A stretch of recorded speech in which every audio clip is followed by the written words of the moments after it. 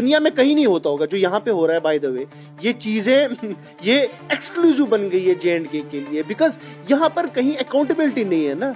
यहाँ पे बादशाह चल रही है इस टाइम पे, यहाँ पे बादशाह बैठा है, बादशाह ने डिसाइड किया कि आज मुझे ये करना है, वो हो जाता है, उसमें कहीं पे कोई सवाल जवाब नहीं होता है। तो ये अफसोस से कहना पड़ रहा है, बहुत ही रिग्रेसिव डिसीजन। बीजेपी का एक सिस्टम रहा ये कि जहां पर वो बोलते रहते हैं, बार बार ये बोलते रहते हैं कि जब से बीजेपी आया है तब से कंट्री डेवलप हो गया है। तो 2014 से पहले क्या हम सड़कों पे रहते थे? आज आप हैं, आप हमेशा नहीं रहेंगे। इस टाइम पे अगर आप हुकूमत कर रहे हैं, ये डेमोक्रेटिक सिस्टम है, कल लोग ये भी करें कि आपको इस सिस्टम से बाहर कर देंगे। देखिए, मैं इस बयान से एग्री नहीं करता हूँ। मुझे लगता है कि ये बयान हमारे इंस्टीट्यूशंस को, हमारे जो सियासी हीरोज़ रहे हैं, पॉलिटिकल हीरोज़ रहे हैं, और जिन लोगों ने इस कंट्री को बनाने में बहुत बड़ा एक अपना योगदान दिया है, उनको डिमीन करने की एक कोशिश है।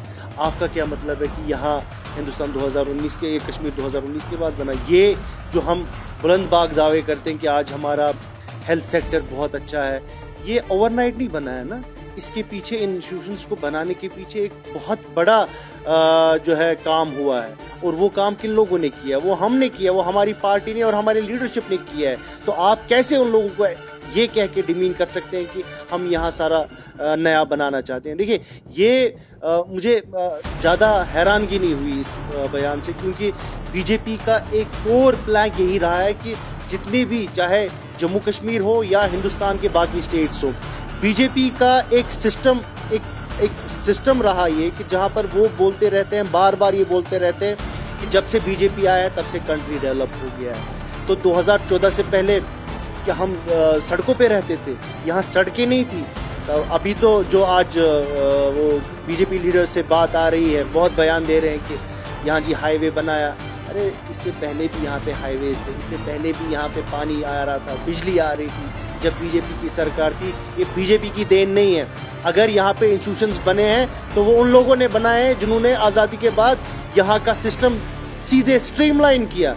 आप उन लोगों को ही नकारते हैं, आप उनको ही डिमीन कर रहे हैं। ये किस तरीके की सियासत है? हाँ, मैं मानता हूँ कि आपको अपनी सियासी रोटी बनानी है, बट ये कोई तरीका नहीं है। आज आप हैं, आप हमेशा नहीं रहेंगे। इस टाइम पे अगर आप हुकूमत कर रहे हैं, ये डेमोक्रेटिक सिस्टम है, कल लोग ये भी करें कि आपको इस सिस्टम से बाहर कर देंगे, और कल फिर हम भी यही करें जब हमको लोग चुनेंगे। हम लेकिन ये करने वाले नहीं है, बिकॉज हम डेमोक्रेसी पे और हम इंस्टीट्यूशंस पे बिलीव करते हैं।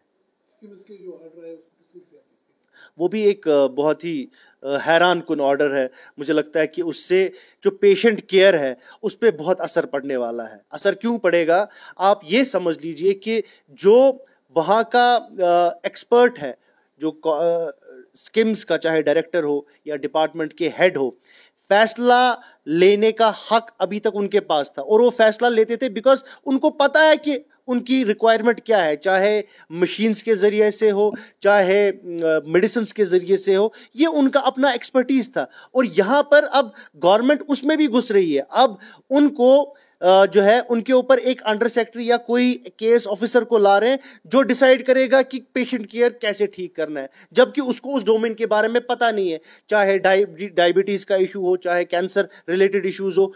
हाँ, मतलब मुझे ये बात समझाइए, एक आम केस ऑफिसर कैसे डिसाइड करेगा जो डिसीजन लेना है उस डोमेन एक्सपर्ट को? और डोमेन एक्सपर्ट कौन है? डोमेन एक्सपर्ट डॉक्टर है, जिसने एमडी किया है, जिसने डीएम किया है, जिसको पता है मुझे पेशेंट को कैसे ठीक करना है। और आप उसको, ये दुनिया में कहीं नहीं होता होगा जो यहाँ पे हो रहा है। बाय द वे ये चीजें ये एक्सक्लूसिव बन गई है J&K के लिए, बिकॉज यहाँ पर कहीं अकाउंटेबिलिटी नहीं है ना। यहाँ पे बादशाह चल रही है इस टाइम पे, यहाँ पे बादशाह बैठा है, बादशाह ने डिसाइड किया कि आज मुझे ये करना है, वो हो जाता है, उसमें कहीं पे कोई सवाल जवाब नहीं होता है। तो ये अफसोस से कहना पड़ रहा है, बहुत ही रिग्रेसिव डिसीजन है, बहुत ही रिग्रेसिव डिसीजन है, और इससे पेशेंट केयर बहुत सफर होने वाला है।